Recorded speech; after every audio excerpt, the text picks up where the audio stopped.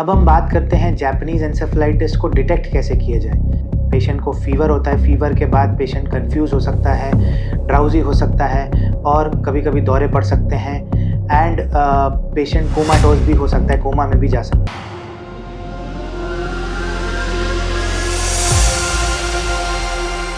अब हम बात करते हैं जापानीज एंसेफेलाइटिस को डिटेक्ट कैसे किया जाए।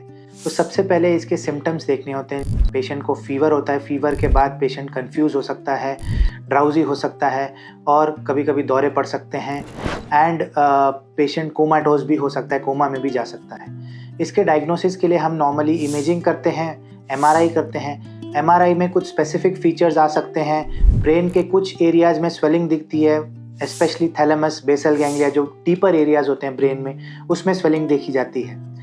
इसको छोड़ के हम CSF एग्जामिनेशन या लंबार पंक्चर का टेस्ट करते हैं, जिसमें रीढ़ की हड्डी से हम पानी को निकालते हैं और इसकी जांच भेजते हैं। तो इसमें भी इन्फेक्शन या इन्फ्लेमेशन हमें पता चल सकता है।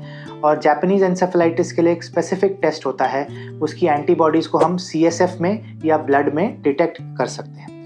अब जापानीज एंसेफेलाइटिस से कैसे बचें?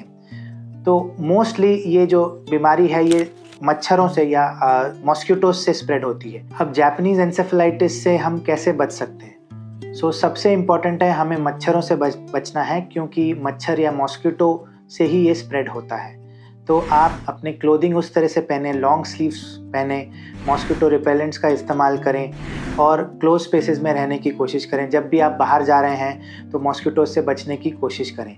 एंड मोस्ट इम्पॉर्टेंट, जैसे ही आपको फीवर के बाद ब्रेन के सिम्टम्स आने लगे, ड्राउजीनेस, ऑल्टर्ड सेंसोरियम, इस तरीके के सिम्टम्स आएँ तो आपको सतर्क रहना है और अपने नियरेस्ट हॉस्पिटल पे जाना है।